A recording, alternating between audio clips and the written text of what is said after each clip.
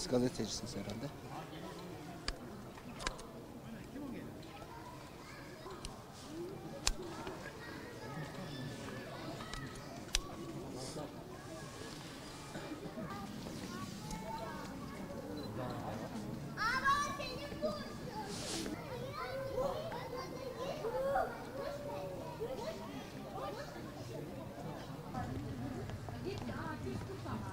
Adam şeye gitti ya, bu tarafa gitti ya.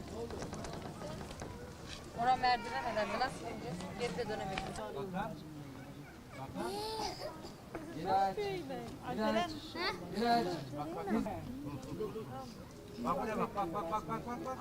Gaziantep Hayvanat Bahçemizi 2019 yılında yaklaşık 4,5 milyon kişi ziyaret etmiş bulunmaktadır. Özellikle bu tür sayımızı artırmamız ve hayvan sayımızı artırmamızdan dolayı olmasına rağmen bununla birlikte yeni projeler yapmamızdan kaynaklanmakta. Bu yıl Tropik Kelebek Bahçesi, Zorlu ve Doğa Müzesi, Safari Park ziyaretçilerimizin büyük ilgisini çekmekte.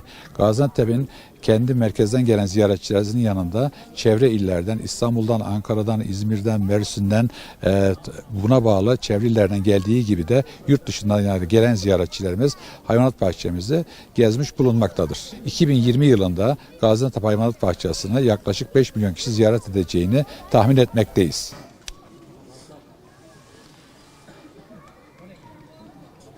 Bununla birlikte 2020 yılında yeni projeler yapacağız.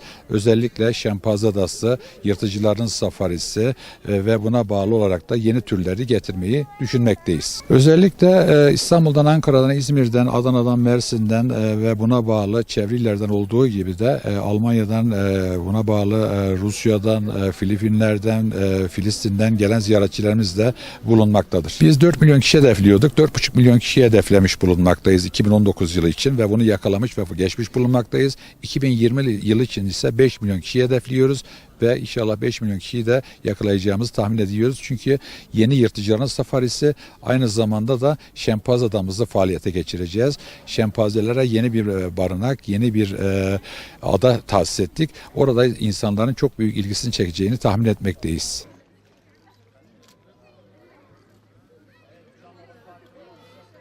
Tabii özellikle yırtıcıları çok seviyorlar. Filleri, zürafaları, bunun yanında su aygırlarını ve bundan başka Tropik Kelebek Bahçesi'ni, safari insanların büyük ilgisini çekmekte.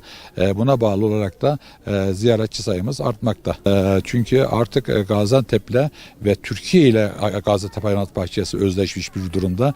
Artık Gaziantep dediğiniz zaman insanlar çok büyük, Türkiye'nin en büyük, Avrupa'nın 3. dünyanın 4. bir hayvanat bahçesinin Gaziantep'te olduğunu, burada bir safari park olduğunu, burada bir zooloji doğa müzesi, tropik kelebek bahçesi olduğunu ve bir hok gösterilen olduğunu bilmektedirler.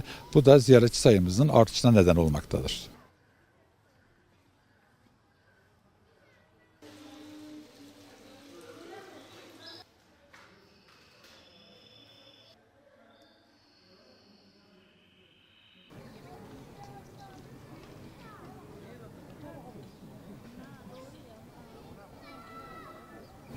Hafta sonu havanın güzel olmasını fırsat bilerekten bir hayvanat bahçesini gezmek istedim.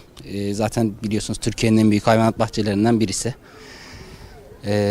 Aynı zamanda çok fazla hayvan barındırıyor içerisinde. Hem yırtıcı hayvanlar olsun, hem kuş türleri olsun, hem otçul hayvan türleri olsun.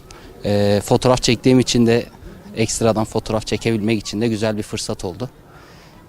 Bütün hayvan severleri gezmesi için bekliyoruz.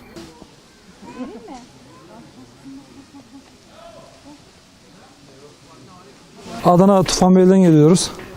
Yani hayvanat bahçesini açıkçası çok merak ettik. Yani merak ettiğimiz kadar da var yani. Gerçekten çok güzel bir yer. Yani herkesin gelmesini tavsiye ederiz buraya. Yani ailecek geldik. Çocuklarım hayvan sevgisi biraz aşırı olduğu için evde de kendimiz hayvan besliyoruz zaten.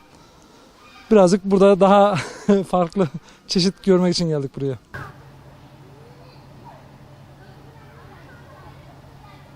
Eşimle çocuklarımla hayvanat bahçesine ziyarete geldik.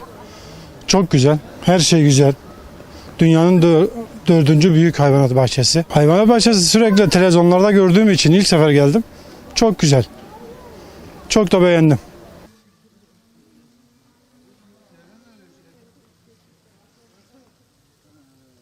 I have visited Gaziantep zoo. It's so beautiful.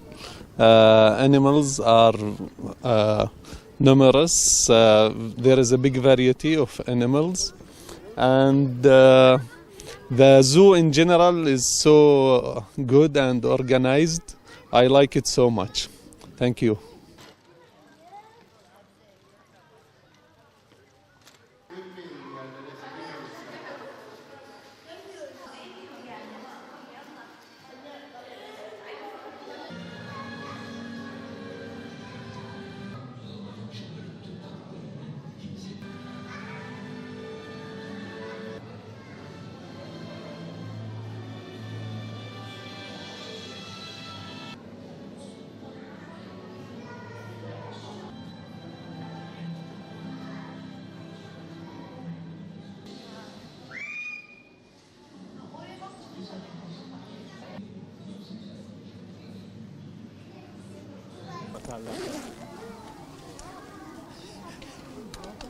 Çocuk musun?